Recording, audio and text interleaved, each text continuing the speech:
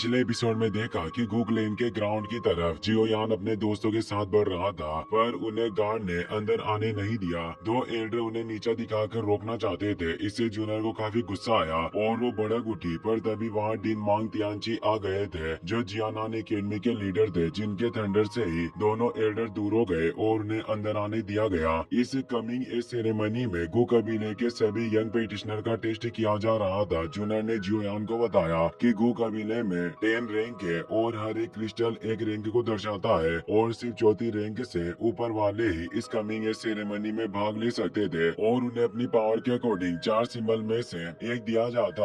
और जिनकी blood line power 10 rank की होती थी उन्हें डिवाइन ब्लड लाइन माना जाता। जियोयान को पता था कि जूनियर की ब्लड लाइन 10th रैंक की होगी, पर उसने अभी तक टेस्ट नहीं दिया था। गुयाओ ने जब ब्लड टेस्ट दिया तो उसकी ब्लड लाइन पावर 8वीं रैंक की थी, जिससे उसे पर्पल गोल्ड सिंबल दिया गया, जो मुसीबत के वक्त उसकी पावर को बढ़ा सकता था। उसने सेरेमनी के नियमों का फायदा उठाकर जियोयान को लड़ने के लिए चैलेंज किया, पर इससे जूनियर भड़क चुकी थी क्योंकि जियोयान की पावर उससे 3 स्टार कम थी, पर फिर भी वो जियोयान को लड़ने के लिए उकसा रहा था। वो उस पर अटैक करने के लिए आगे बढ़ी, पर जियोयान उसके कंधे पर हाथ रखकर उसे रोक लेता है और बोलता है कि ऐसे एक छोटा सा चूजा है, इसके लिए तुम्हें परेशानी मोल नहीं लेनी चाहिए और मैंने पहले ही इसे फाइट करने का डिसाइड कर लिया है, इसीलिए मैं इसकी चुनौती स्वीकार करता हूँ और अब आने वाले समय में तुम्हारा ब्लड लाइन टेस्ट होगा, इसीलिए मैं नहीं चाहता कि इसकी वजह से तुम्हारा मूड खराब हो जाए। लिटिल फेरी डॉक्टर भी जियोयान के लिए चिंतित थी। वो कहती है कि इसकी पावर 8 स्टार फाइट वेनेरेट रियल्म में है। जियोयान बोला कि तुम चिंता मत करो, अगर मैं जियो कबीले के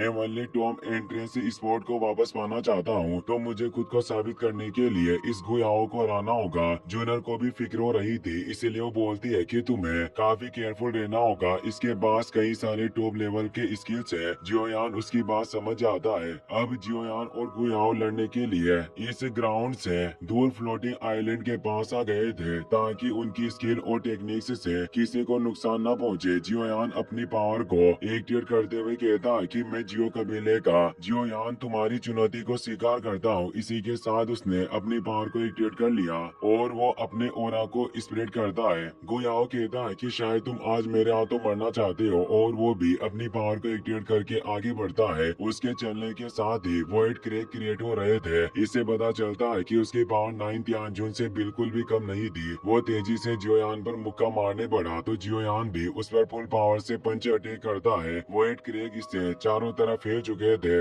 उन दोनों के बीच इतनी फियर्स फाइट होने लगी कि आसमान में सिर्फ उनकी एनर्जी से क्रिएट हुए वॉइड क्रैक ही चमक रहे थे। जियोयान पूरी पावर से उस पर हमला कर रहा था, पर गुयाओ भी पावरफुल था, जो जियोयान की 3000 लाइटनिंग मूवमेंट के बावजूद भी उसके अटैक को रोक रहा था और उसे दूर कर दे रहा था और हमलों से बचता जा रहा था। गुयाओ समझ चुका था कि कॉम्बैट फाइट से कोई फायदा नहीं, इसीलिए वो अपनी माउंटेन ओपनिंग सील को एक्टिवेट करता है। उसकी सील पावरफुल थी, जिससे 5 माउंटेन सील एक साथ एक्टिवेट हो गई और वो इससे लगातार कई सारे पाम अटैक जियोयान पर करने लगा। जियोयान अपनी तेज स्पीड और पंच के साथ उन पाम अटैक को नष्ट करने लगा और साथ ही उनके हमलों से भी बच रहा होता है। गोक्लेन के एल्डर को लग रहा था कि जियोयान गुयाओ के खिलाफ जीत नहीं पाएगा, पर मांग तियान सोच रहे थे कि जियोयान को ये लड़का दबा रहा है, क्या जियोयान इसे जीत पाएगा। जियोयान लगातार कई सारे पाम अटैक से बच गया, पर अब कई सारे पाम अटैक ने उसे घेर लिया। जियोयान स्काई फायर 3 मिस्टीरियस चेंज को एक्टिवेट कर लेता है, जिससे उसकी पावर में 2 स्टार की वृद्धि होती है, यानी अब उसकी पावर 7 स्टार फाइट वेनेरेट रियल्म में पहुंच गई, जिससे उसने सभी पाम अटैक को अपने ओरा से ही खत्म कर दिया। पर गुयाओ मुस्कुरा रहा था और तेजी से जियोयान की तरफ बढ़ने लगा। जियोयान लड़ने के लिए अपने हेवी ब्लैक रूलर को बाहर निकाल लेता है और फ्लेम स्प्लिटिंग सुनामी टेक्निक का इस्तेमाल करता है। इससे एक आकाश फाड़ता हुआ फ्लैश गुयाओ की तरफ बढ़ रहा था, पर गुयाओ की पावर ज्यादा होने के साथ ही उसके पास एशियन गुक्लेन की ब्लड लाइन थी, इसीलिए उसने अपने नंगे हाथों से ही उस स्लेश को पकड़ लिया और बोला कि यह काफी कमजोर ट्रिक्स है, कुछ अच्छी स्किल्स दिखाओ। इतना कहकर वो उस स्लेश को नष्ट कर देता है और तेजी से जियोयान की तरफ बढ़ा। जियोयान बोलता है कि अगर ऐसी बात है तो अब मेरी इस टेक्निक का सामना करो और वो फाइट संत के कंकाल से मिली हुई दूसरी मेग्मा स्किल अर्थ रेजोल्व फ्लेम का इस्तेमाल करता है, जिसने एक मेग्मा के बॉन्डर को एक्टिवेट कर दिया, जिससे गुयाओ फंस चुका था। ये पूरा माउंटेन एरिया ही आग की लपटों में जल उठा था। लिटिल फेरी डॉक्टर और किंगलिन खुश हो रही थी। किंगलिन कहती है कि मास्टर जियोयान वाकई अपने टाइटल के मुताबिक ही काफी होनहार है। पर जूनियर को एहसास हो गया था कि गुयाओ को कुछ नहीं हुआ है। तभी अचानक आग की ओर लपटे गुयाओ की बर्फ में जम गई और एक क्रेक के साथ वो नष्ट हो जाती है। जियोयान थोड़ा परेशान हुआ और हेवी फ्लेम रूलर को बाहर निकाल लिया। गुयाओ ऊपर मौजूद था, जिसने भी अब अपने वॉइड स्फीयर को बाहर निकाल लिया था। वो कहता है कि जियोयान, आज मैं तुम्हें साक्षी बनाऊंगा कि वास्तव में गो क्लैन के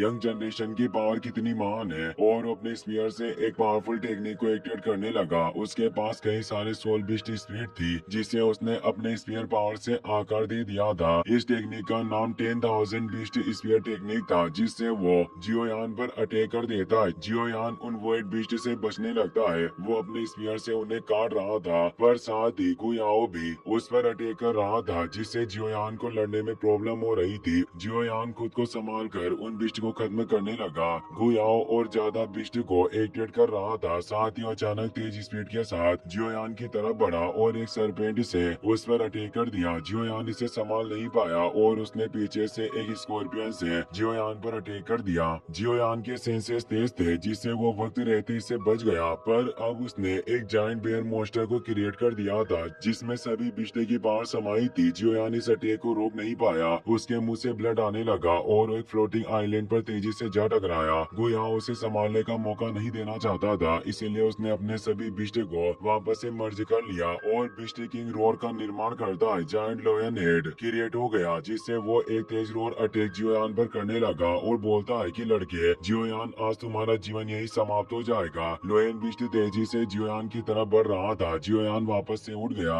और अपने हेवी रूलर के 6 जॉइंट बॉडी फ्लोविंग रूलर का इस्तेमाल किया, जिससे चारों तरफ रूलर से उसने एक प्रोटेक्शन बैरियर एक्टिवेट कर लिया था। पर गुयाओ की पावर ज्यादा होने से वो जियोयान के ऊपर दबाव बना रहा था और इस 6 जॉइंट बॉडी फ्लोविंग रूलर में क्रैक आने लगे थे। जूनर इससे परेशान हुई, उसे काफी फिक्र हो रही थी। तभी जियोयान की फ्लोविंग रूलर टेक्निक टूट गई और एक तेज स्फोट हुआ। गुयाओ को लग रहा था कि जियोयान खत्म हो गया। उसने चैन की सांस ली और बोलता है कि जियो परिवार काफी समय पहले ही गिर गया।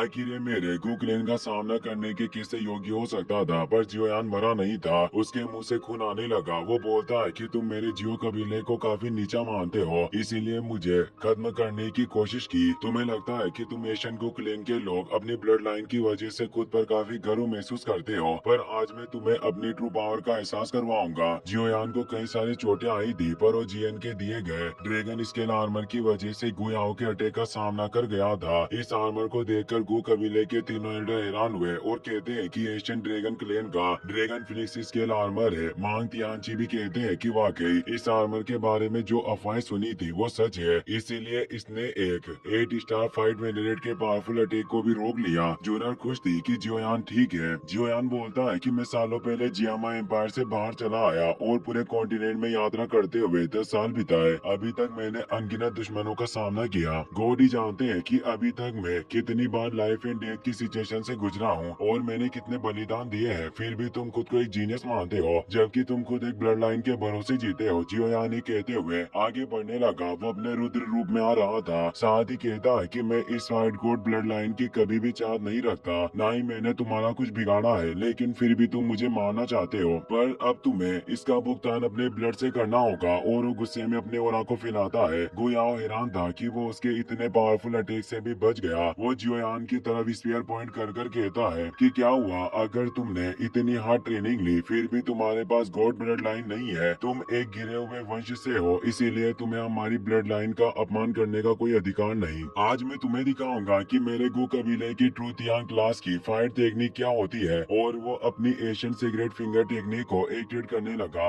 जो आकाश को निकलकर पृथ्वी को भी अवशोषित करने की काबिलियत रखती है, जिससे पूरी जगह उसकी पर्पल टोर्नेडो से भर चुकी थी। जियोयान अपनी चारों heavenly flame, green lotus core flame, bone chilling flame, fallen heart flame, 3000 burning flame और 5वीं man made heavenly flame, life transforming flame को भी बाहर निकाल लेता है, जिसे उसने डीमन फ्लेम वैली से हासिल की थी। इन पांचों फ्लेम को कंडेंस करके वो 5 रिंग फ्लेम एक स्पेलिंग टेक्निक को एक्टिवेट करता है। इससे 5 रिंग एक साथ उभर आई थी। गुयाओ कहता है कि जियोयान, आज तुम मारे जाओगे, और वो अपनी टेक्निक की पीक पावर को एक्टिवेट करने लगा। जियोयान ने 5 रिंग से 5 विल फायर लिविंग फॉर्मेशन को एक्टिवेट कर लेता है। ये एक काफी प्रोटेक्टिव फॉर्मेशन था। गुयाओ अपनी टेक्निक से ग्रेट साइलेंट डिस्ट्रक्शन फिंगर का उस पर अटैक करता जाता है। ये एक तियान क्लास की टेक्निक थी जिसके 5 व्हील फायर लिविंग फॉर्मेशन के टकराने से तेज एनर्जी क्रिएट हुई। किंगलिन परेशान हुई कहती है कि यंग मास्टर जियोयान की स्पिरिचुअल एनर्जी लगातार तेजी से कम हो रही है। तियान वो कहते हैं कि इस 5 रिंग फ्लेम एक स्पेलिंग टेक्निक से इतनी भारी मात्रा में स्पिरिचुअल पावर की खपत नहीं हो सकती। जरूर जियोयान कुछ कर रहा होगा जिससे उसकी पावर इतनी ज्यादा खपत हो रही है। जूनर भी सोच रही थी कि ये 5 रिंग फ्लेम एक स्पेलिंग फॉर्मेशन वास्तव में इस great silent destruction finger power का सामना नहीं कर पाएगी। लिटिल फेरी डॉक्टर को भी जियोयान की चिंता सताने लगी क्योंकि उसने मेडुसा से वादा किया था कि वो जियोयान का ख्याल रखेगी और अगर जियोयान को कुछ हो गया तो वो उसे कच्चा चबा जाएगी। फॉर्मेशन में तेजी से क्रैक आने की वजह से गुयाओ को भी लग रहा था कि जियोयान मरने वाला है। देखते ही देखते फॉर्मेशन नष्ट हो गया। जूनर, लिटिल फेरी डॉक्टर और किंगलिन तीनों परेशान थे। जियोयान की तरफ तेज एनर्जी बढ़ रही थी पर जियोयान ने अपने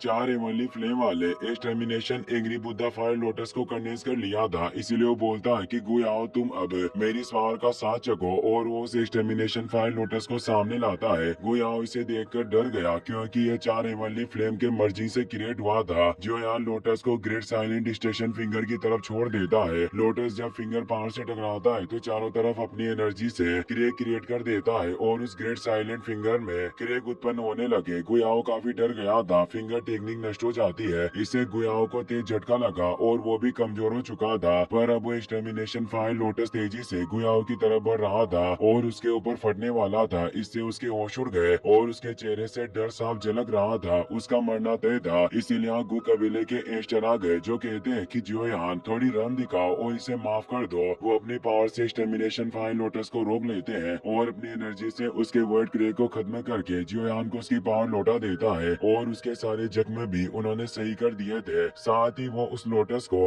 अपने पास हाथों में ले लेते हैं और अपनी एनर्जी से एक्सटर्मिनेशन फायर लोटस को खत्म कर देते हैं। इस एंसेस्टर का नाम टोंग जुआन होता है और उनकी पावर हाफ फाइट सन रियल में थी। इसी के साथ ये एपिसोड यहीं पर खत्म हो जाता है। वीडियो पसंद आया हो तो अपने दोस्तों के साथ शेयर करना, साथ ही वीडियो को लाइक करने और चैनल को सब्सक्राइब करने के लिए आपका तहे दिल से शुक्रिया। Thanks for watching.